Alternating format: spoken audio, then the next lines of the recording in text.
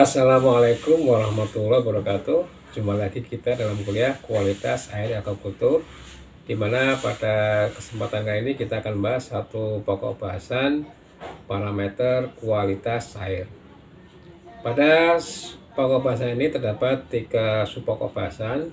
Yang pertama, faktor fisika air, yang kedua faktor biologi air, dan ketiga nanti faktor kimia air. Nah, pada kesempatan kali ini kita akan membahas 2 subpokok bahasan, yaitu faktor fisika air dan biologi air. Kualitas air berpengaruh langsung terhadap kondisi udang ataupun ikan yang kita pelihara.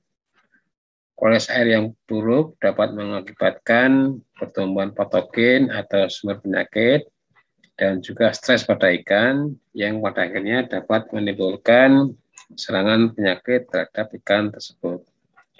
Sebaliknya, kualitas air yang baik akan meningkatkan performa ikan yang kita pelihara. Berbicara tentang kualitas air tidak bisa lepas dari 3 faktor, yaitu fisika, biologi, dan kimia air. Pada kesempatan kali ini kita akan membahas mengenai 2 faktor tersebut, yaitu fisika dan biologi air. Ya. Faktor fisika air, ada beberapa faktor fisika air yang kita bahas kali ini. Nanti yang pertama kita akan bahas tentang suhu, kemudian kecerahan, dan juga kita akan bahas tentang muatan padatan tersuspensi. Yang pertama kita bahas dulu tentang suhu. Suhu di air dipengaruhi oleh pertama radiasi cahaya matahari, kemudian suhu udara, cuaca, dan lokasi. Ya. Air memiliki kapasitas yang besar untuk menyimpan panas sehingga suhunya relatif konstan.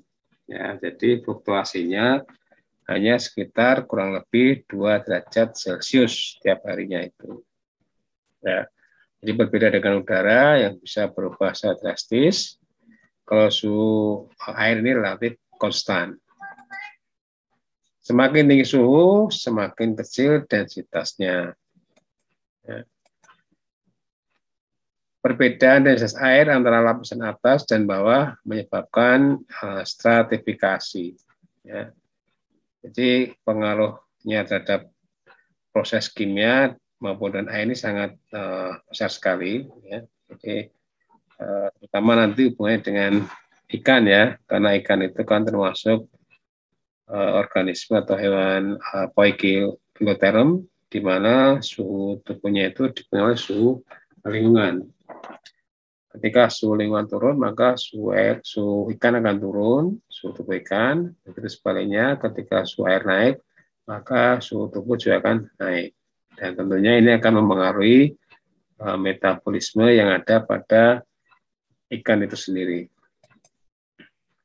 Reaksi kimia dan biologi naik 2 kali setiap terjadi kenaikan 10 derajat Celcius. Jadi setiap kenaikan suhu air 10 derajat Celcius itu akan mengakibatkan terjadinya kenaikan 2 kali, ya, baik reaksi kimia maupun biologi. Ya. Begitu juga dengan aktivitas metabolisme organisme akuatik juga akan naik dan penggunaan oksigen laut menjadi 2 kali lipat. Ya, jadi tadi saya jelaskan bahwa organisme air, ikan, itu termasuk dalam poikiloderm. Ya, ketika suhu naik, maka metabolisme akan naik. Begitu juga ketika suhu turun, metabolisme akan turun. Ya. Suhu memengaruhi metabolisme udang putih. Ini penelitian dari Wasielewski 2003, ya, di mana ketika dilakukan penelitian pada suhu yang berbeda, ya, 23 derajat Celcius, 27 derajat Celcius, dan 30 derajat Celcius, menunjukkan bahwa nafsu makan udang tertinggi itu pada suhu 30 derajat Celcius. Ini menunjukkan bahwa semakin naik suhu itu akan menyebabkan metabolisme juga akan naik. Penelitian dari Jackson dan Wang 98, ya, mencoba pada udang Penaeus monodon, ya, pada suhu 30 derajat dan 20 derajat Celcius dibandingkan. Ternyata setelah umur 180 hari, yang 30 derajat Celcius itu bisa mencapai 34 gram. Sementara pada suhu 20 derajat itu pada umur yang sama itu hanya mencapai 20 gram. Ya, jadi terpaut banyak sekali di sini, ya. Jadi memang betul-betul berpengaruh suhu itu terhadap organisme air, ya, terutama di sini ikan maupun udang. Ya. Nah, kalau kita berbicara tentang suhu air, tentu tidak terlepas dari adanya cahaya matahari, karena ini pengaruhnya sangat besar sekali. Ketika sinar matahari seharian full penuh, maka suhu akan tinggi. Sebaliknya ketika musim hujan, mendung, ya, itu tentu akan menyebabkan suhu pada air akan menurun. Ya, ada beberapa faktor tentang sinar matahari ini yang perlu saya sampaikan. Ya, radiasi cahaya matahari mencapai puncak pada saat kulminasi, ya, pada saat puncak-puncaknya, ya, mungkin sekitar jam 12-an gitu, ya. Penetrasi cahaya matahari ke dalam air dipengaruhi oleh sudut jatuh cahaya terhadap garis vertikal. Semakin besar, maka penetrasinya semakin menurun. Dipengaruhi juga oleh kekasaran permukaan, ya, kekasaran permukaan atau roughness-nya itu. Pada air murni kira-kira 53% dari cahaya matahari yang masuk akan ditransformasi ke dalam bentuk panas. Ini menurut Boyd 1990. Ya. Jadi pada air murni kira-kira 53% itu cahaya akan ditransformasi menjadi panas. Nah, tentunya ini kan berpengaruh terhadap suhu, ya. Cahaya dengan panjang gelombang panjang merah dan jingga dan panjang gelombang pendek, violet dan ultraviolet, lebih cepat padam dibandingkan dengan panjang gelombang sedang, yaitu biru, hijau, dan kuning. Ya, ini fakta-fakta tentang cahaya matahari.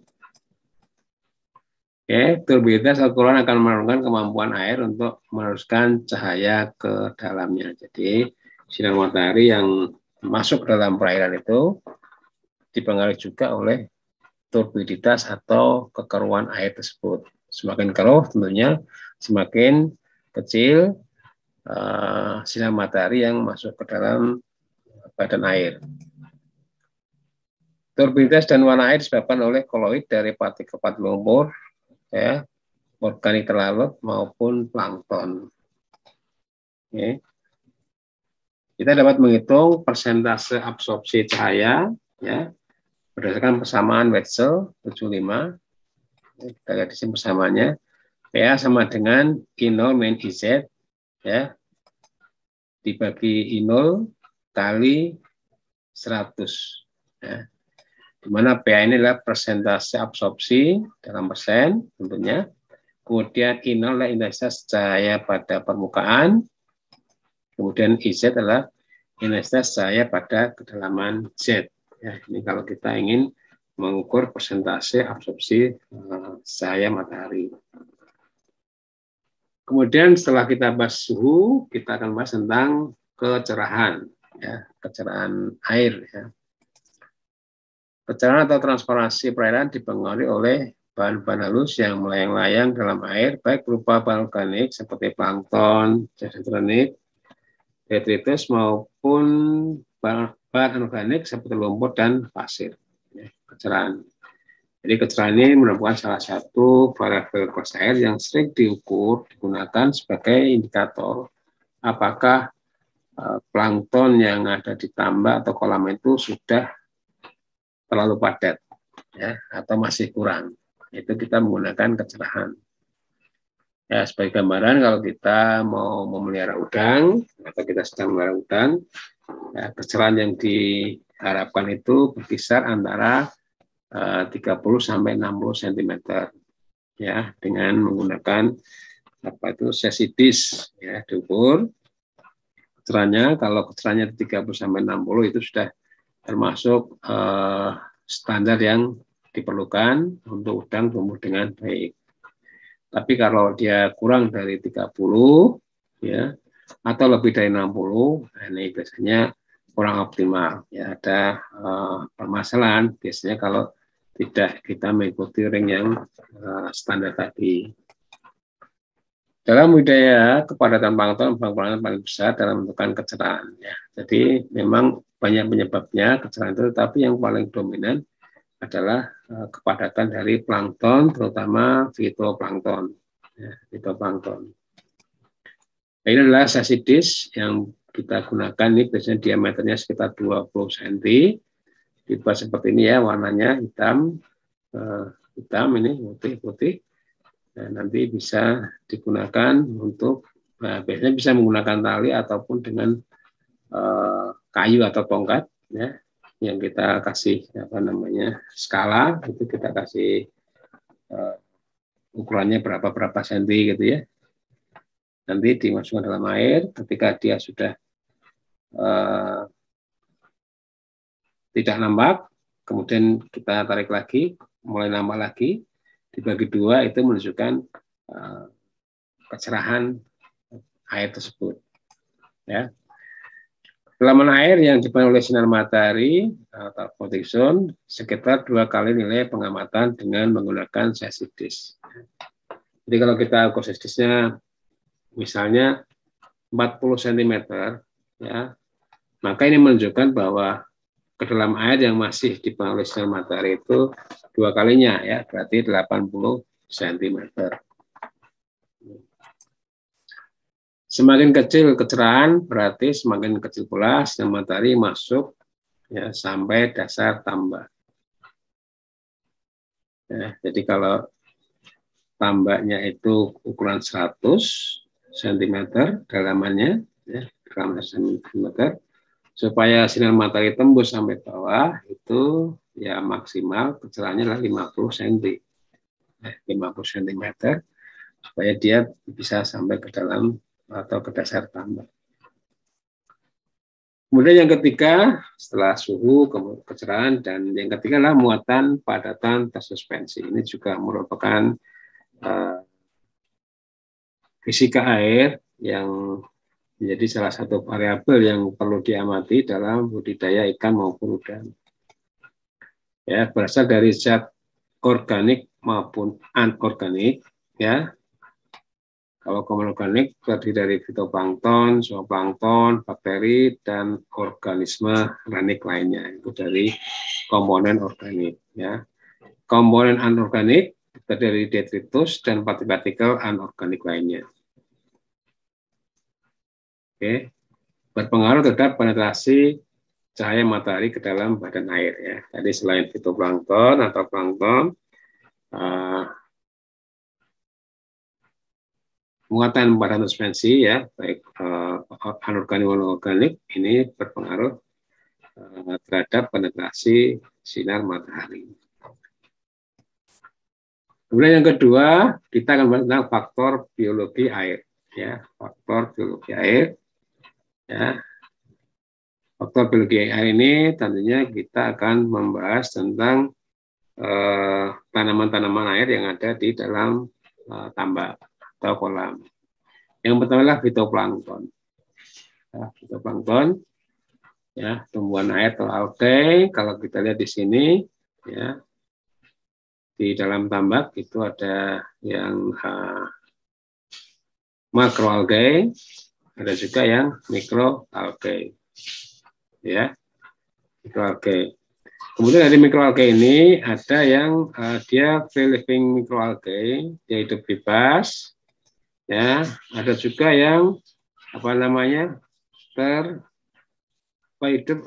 menempel, ya, mikroalgae yang menempel. Ada dua. Jadi mikroalgae ada dua, ada yang free living algae, ada yang attached mikroalgae.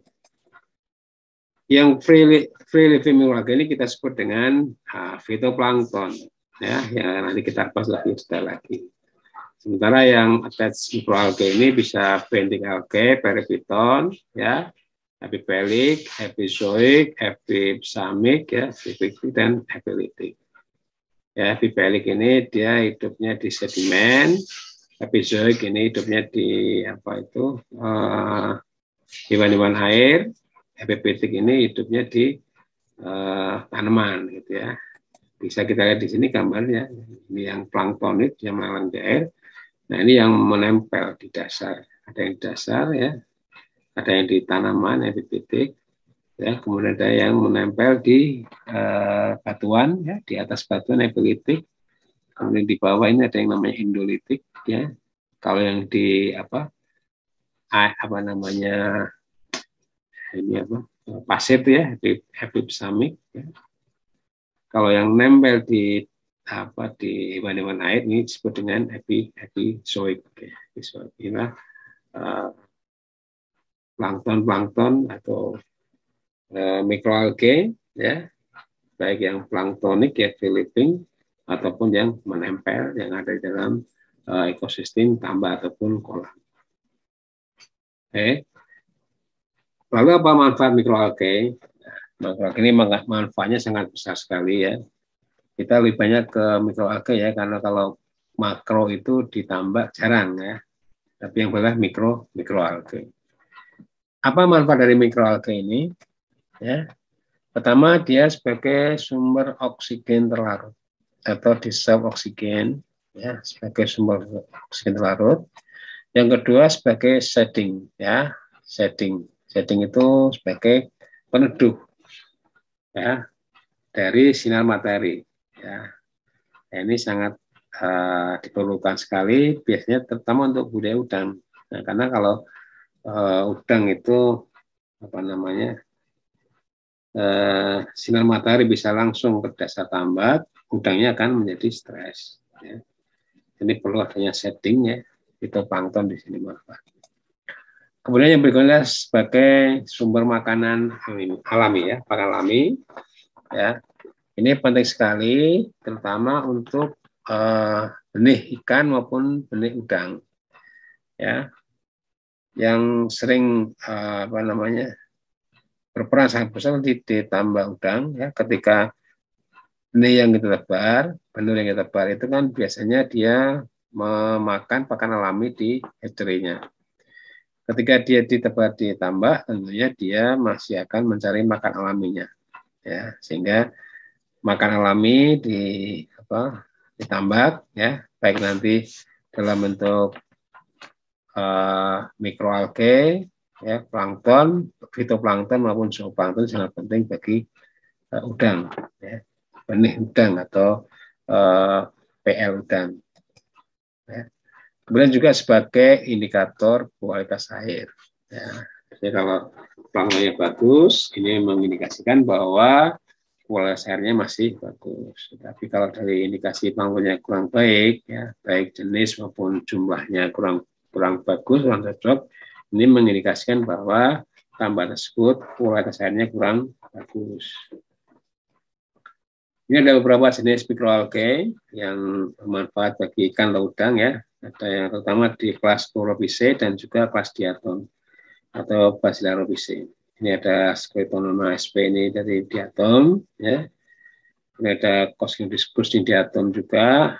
Ini ada chlorella dari chlorofise ini yang bermanfaat. Ya.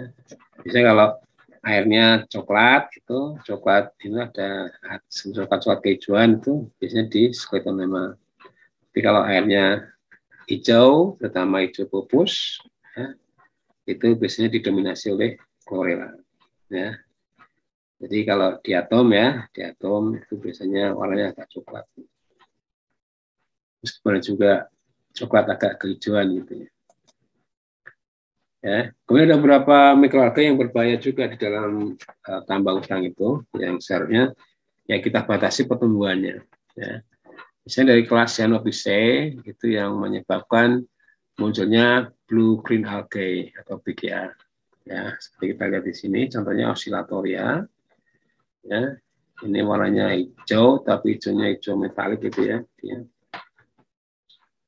Ini berbahaya, tentunya harus kita hindari. Begitu juga dengan Dinoflagellata yang biasanya menimbulkan cahaya, ya, cahaya ataupun juga kalau beberapa kasus menimbulkan gejala alam seperti red tide, ya, pasang merah. Nah, ini tentunya cukup berbahaya bagi ikan maupun udang yang kita pelihara.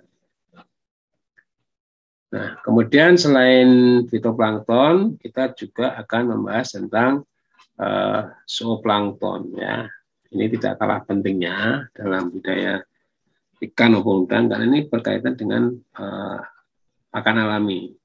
Ya, pakan alami bagi benih ya atau benur ya untuk udang ini sangat berpengaruh. Ya, manfaatnya apa kita lihat di sini? Dia sebagai sumber pakan alami, ya makan alami bagi benih ikan maupun udang. Ya, kemudian sebagai setting tadi seperti fitoplankton, ya, untuk sebagai penutur ya. Nah, ini gambarannya kenapa zooplankton ini menjadi sebagai pakan alami itu ya, sebagai pakan alami yang sangat penting ya. Nah, ketika ditambah kita di kolam kita, seperti biasa kita tumbuhkan fitoplankton ya dengan melalui pemupukan baik pupuk yang sumbernya nitrogen ya N maupun P ya, nanti akan tumbuh fitoplankton. Nah, fitoplankton ini menjadi pakan bagi zooplankton ya, fitoplankton dimakan oleh zooplankton. Dan zooplankton ini nanti akhirnya akan dimanfaatkan sebagai pakan alami oleh benih ikan maupun udang. Ya, benih ikan maupun udang, dia akan memanfaatkan zooplankton sebagai pakan alami. Ya, jadi ini sangat penting peranan dari zooplankton ini dan hendaknya memang dalam persiapan air kita menumbuhkan zooplankton ini. Ya, zooplankton. Nah, ini bisa kita temukan dengan menambahkan sumber karbon organik, ya, seperti fermentasi dedak, itu ya, atau molase. Nah, ini bisa digunakan untuk merangsang pertumbuhan zooplankton. Ini beberapa jenis zooplankton yang sangat bermanfaat atau yang bisa digunakan sebagai pakan alami ya yang bisa kita temukan di tambak. Yang pertama ini Copepoda, ini nutrisinya sangat tinggi ya. Kemudian Rotifera ya. Ini dietri juga dipakai. Kemudian Artemia ini yang sudah terkenal digunakan dietri. Dan kemudian juga ada Daphnia, ini juga kebanyakan di air tawar ya menggunakan Daphnia sebagai pakan alami. Nah, yang sering ditemukan di tambak itu adalah yang paling banyak itulah Copepoda dan kadang Rotifera, tapi yang paling dominan Copepoda. Ya. Jadi Copepoda ini bisa kita tumbuhkan dengan menambahkan fermentasi bungil kedelai dalam tambak atau kolam. Ya, kita fermentasi bungil kedelai. Ya, setelah difermentasi kemudian kita tebarkan di tambak atau kolam, nanti sekitar 7 sampai 10 hari Copepoda itu akan banyak tumbuh di dalam tambak ataupun kolam kita. Saya kira itu pembahasan mengenai faktor fisika dan biologi air. Ya. Semoga apa yang saya sampaikan bisa bermanfaat, bisa dipahami. Saya akhiri, wassalamualaikum warahmatullahi wabarakatuh.